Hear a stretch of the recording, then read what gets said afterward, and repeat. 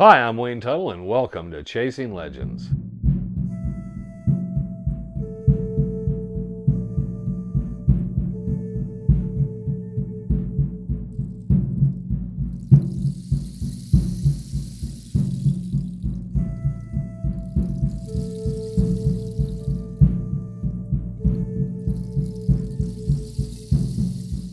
Welcome back to Chasing Legends. Please go down, hit the subscribe button, the notification bell. Check our About section and our website, www.legendsofsuperstitionmountains.com. We have archival videos there and other documentation and other material over there you'll find of interest. It goes along with a lot of the videos and stuff we talk about. That being said and done, getting on to this week's Chasing Legends, which we've been kind of working them in with what we've been doing week to week on different things. We've covered the fact that we kind of understood the petroglyph stone belonged with the Pima, the Gila River Pima, and it had originally come from Sacaton, and there was a lot of mythology built around it that's been dispelled, documented and proven where it came from and what happened there. That also ruled out a lot of the involvement that a lot of people kind of suggested the Latter-day Saints of that time period with the temple going in and their involvement with taking the petroglyph stone. That was all happening in different areas. Here there was no involvement of anyone that we can particular know. It doesn't, you can't ever say it rules something out 100%, but what particular, everything that everyone had some sort of evidence of that could point to, that all was dispelled. So it leads who else can be involved, and we've listed those. Well, one of the groups that came in, and I was a bit surprised to hear about, was the Dons of Arizona. And I've always heard a bit about the Dons of Arizona, a little bit of a conspiracy about the Dons formation of the time. And then as it moved forward, it's heavier and heavier involvement in a number of things. And there's a little bit of shadows and smoke going on in there. I won't deny there is a little. I've been working on the histories of the Dons for quite some time. There are tons and tons of material going back. Oddly enough, the Dons' inception is around 1931, but there was a flood that destroyed all the earliest records, and then later there was a fire that destroyed the next batch of records, which just opens up even more thought to like, okay, what was going on? But they did do a newsletter, started a newsletter early, very, very early on, called the Sombrero. And there were a number of members of the Dons that saved material, so we do have something of the history. And we've done various things kind of looking at different places and stuff and their involvement. And I thought that'd be a good, interesting one here, because it doesn't dispel the possibilities, though I don't ever find anything documented or any evidence that points anything directly, other than myself and Frank being Dons, of being interested in the site. Now, we've talked before, the Dons are formed around 1931. A YMCA member who had been in El Paso, Texas, had transferred to the Phoenix office. He comes in and he's sitting around and he starts telling them, hey, there's a luncheon club group. We have in El Paso, it's kind of a nationwide thing, but there's a lunch group called the Emblem Club that gets together at lunches, and it's businessmen and so forth in the Y. Now, keep your head open to the fact that the YMCA is not like a bunch of teenagers or really young people. It's a bunch of people, the Dons, those members of that lunch club were in their late 20s and early 30s for the most part. A number of them were married. It was the young men's. There was a YWCA, there was a YMCA. So these men meet at lunch, and it's a lunch club, and they would meet down at the Y for lunch and get together. There was no more than 25 members when they first started meeting. Well, they don't like this name, the Emblem Club, and pretty much their first business is, we're changing our name to the Triangle Club. And they decide to become the Triangle Club as body, mind, and spirit. And they kind of don't really, they start going involved in civic activities. Plus, the group that's meeting at lunch, they get together and stuff. So say there's a horseshoe tournament or a volleyball tournament or a swim tournament, softball. They will put their own little team together out of their membership where and when they can and compete in events throughout Phoenix. And they did okay, but after about 6 months, they're just kind of like certain ideas and thoughts of how they should move forward, and they decide they don't really like the name Triangle Club either. So they've got their 25 members. It's an all-men's society. There's women, there's wives and so forth. They do have ladies' night where the women come out and they have dinner at the Y with their husbands, and they have dancing and a guest speaker. And the lunches, they've begun having guest speakers. So they decide we need to formally kind of break a little more with the Y and kind of where we're going with this. So they came up with a bunch of names. One of them is the Ranchers Club, one's the Town Club, the Phoenix Club, the Vaquero Club, and one name's the Dons. And 14-10, they voted in favor of the Dons. One person obviously abstaining or was missing at the luncheon when they voted. And they become the Dons of Arizona, the Dons Club of Arizona. Well, additionally, as they're having their meetings, Ed Green and a couple of the early people, Orrin Arnold is writing about the Southwest and doing magazine articles and stuff. And a couple of the others, they have a lot of interest in Arizona. So they thought what would be really cool is we'll do picnics and outings at various places around Phoenix. And they liked the history, so one of the things is they picked a whole list of places and things to do with Arizona and the Southwest. And everybody would get their time at lunch to speak. So each week you might be drawn, and you would have a subject matter that you would have to go read books and then come in and for 20 minutes educate the other members on that subject matter. So that's what it was. They'd have guest speakers at meetings and evenings and dinners and entertainment, and they have cowboy singers and stuff, but generally the members would get together and then they would talk about, okay, I learned this about the Hopi Indians, and give them facts and stuff, and then that way they would evolve and learn more and more about the Southwest. Now that's kind of how that interest keeps gathering steam. Well, there's a newspaper article written by one of the Dons, and in it he talks about the Dons of Arizona and the club and how it's organized and so forth, and they're going to be getting, and they've found they really like taking trips to the Superstitions. First is 4 or 5 of them, then a larger group of them go out, and they've done a few hikes, and they say, well, man, it'd be really cool to, do some of the Superstitions. Well, he talks in this about that in the future the group's going to be doing a trek and going to search for the Lost Dutchman Mine. This news article brings in hundreds and hundreds of letters around the nation. And so the Dons go, wow, we really need to put something together. They decide to have it in January. The article's around November, but they have to push it back into February or March. But that's how the first trek happens, is they're kind of forced into this. So they set the trek up, get some people involved, have a couple committees. And you have to remember, it's 25 people putting all this together. It's out at First Water. They get pots of beans. They're expecting 50 to 100 people. When they get there and they start setting up, they find they're going to have 200 to 300 people, so the women drive home and then they cook up pots of beans and stuff. Now what gets interesting is, and we've talked about this, is they do the first trek, there's a hike to Garden Valley and a hike out to Weaver's Needle, and they have entertainment that night, and it's all very cool. And you kind of hear the basis of this, and you go, well, the Dons are just a good gathering of people getting along. Well, the Dons are very committed to the trek, and for the next year they realize they need a larger place, something a little more flat, stable, where they can work out of. Plus the road at First Water at that time was one of the worst roads. All the cars, it's 8-9 miles. They basically pointed out that most of the cars literally were struggling to get through. So they looked for a better access point. Someone told them to go down to the south end. Now they were dealing with William Gus, better known as Tex Barkley, when they went to First Water. Well, now they're dealing with him again. There's a road going into his ranch. They go down that road. They find a site where a property owner there, a rancher, has some property at First Water, what we know as today as Peralta Trailhead. And they set up there. They're allowed to have the trek there every year. They have to break everything down after they're done and set it up, but they're allowed to have the trek there. But the road is still not much better condition. Shorter, but not much better condition. What we know today as Peralta Road was pretty much created by the Dons. The Dons talked about how they had to go in and parallel the old road, and they built a new road, and they basically widened it and made it passable for cars and traffic for the volume for the trek as it grew and grew and grew.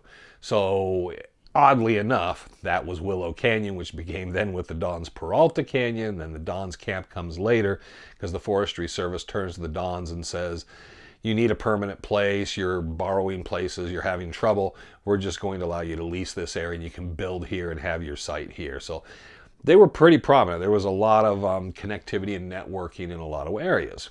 What I found particularly even more interesting, because this seems very interesting, you can tell the Dons have some power and ability to move things.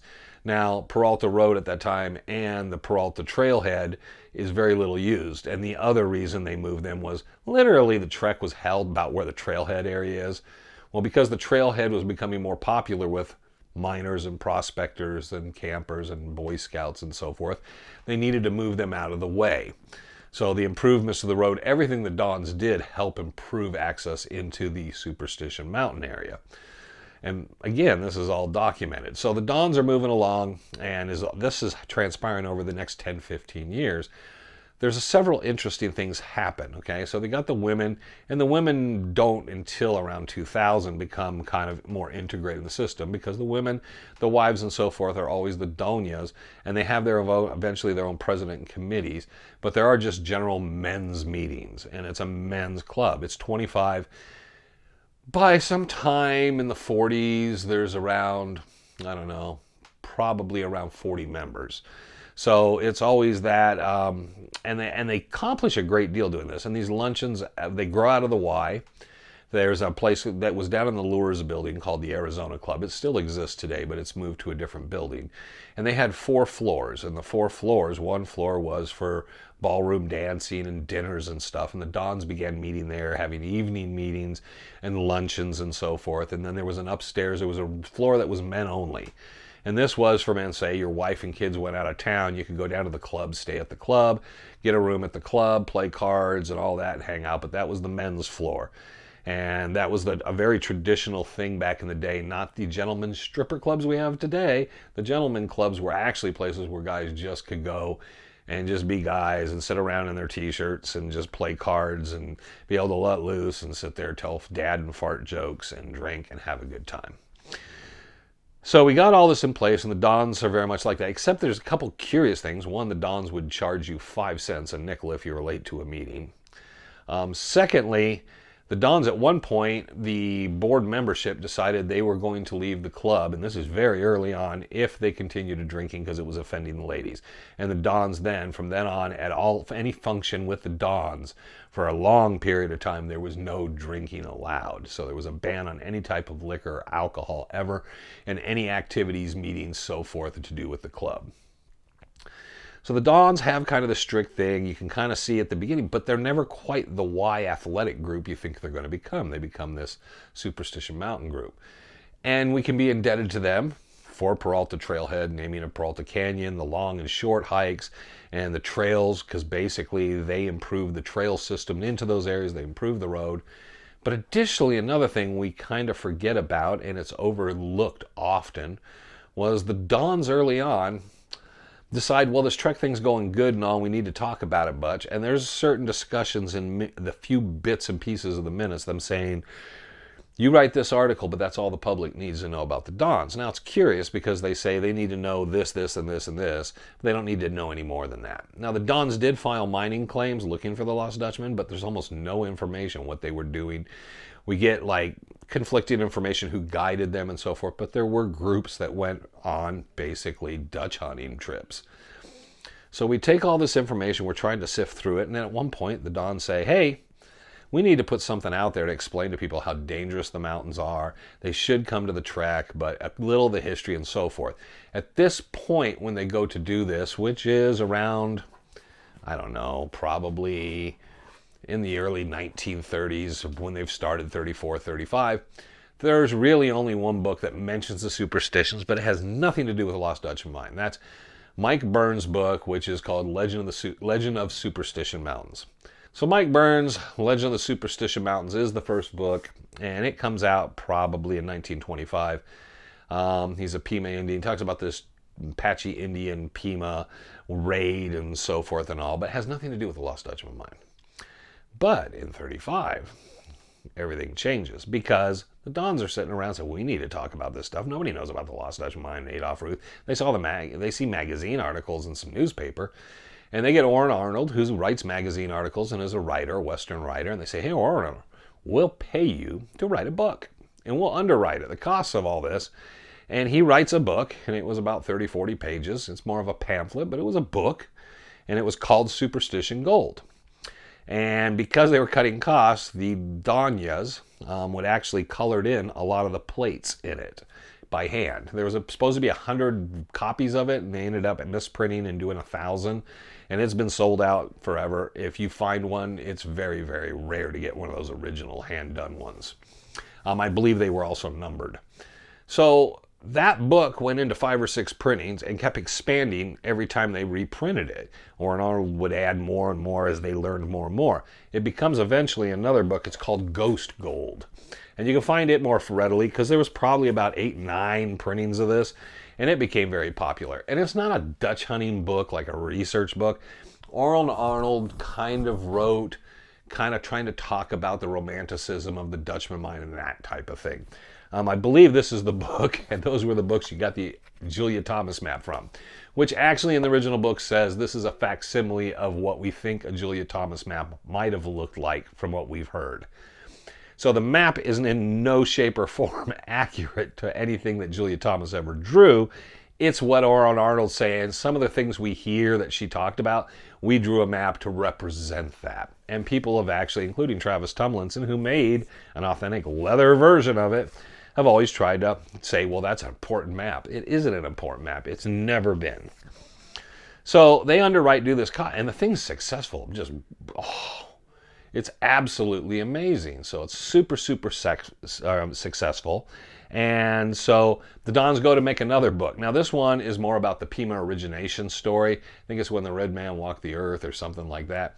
That one bombed, okay? So the Superstition Lost Dutchman stuff really does well and is super successful. So the Pima Legend one, I guess, is associated with the superstitions like Mike Burns' book, but it's not a Lost Dutchman book. In fact, the first Lost Dutchman book is Arnold's, and I couldn't find my copy of Superstition Gold. It's one of my copies, but it becomes Ghost Gold. It's the same book. What happens is he just keeps adding things to it, and in the inside of this edition is a picture of the Dons of Arizona gathering together, and it's very interesting. And he wrote a number of books about this kind of stuff in Arnold, and he was a member of the Dons. He was one of the founding members, one of the former presidents. The Dons paid for it. It's a Dons book. So the first real book about the Lost Dutchman Mine is from the Dons. And you say, well, okay, and then they wrote that other book, and they're doing history, and they're having guest speakers. They started doing Travelcade, taking people other places. Superstitions seem to be in there. But then comes this book, and this book comes out around 1939, and it's very interesting. It's called Trail of the Lost Dutchman, and it's by a man named Barry Storm. If you get your hands on this book, if you happen to get a copy and you read it, if you've read Thunder God's Gold, you're going to be happy you've bought this book because Barry Storm had a lot of help on this book, and it's really well written. It's not kind of like the difference of reality television to a really solid documentary. This is more the documentary. Now, I won't always say all his information is perfect, but it's well written, well organized, and a very good read. You get into it, you start seeing he put some time in.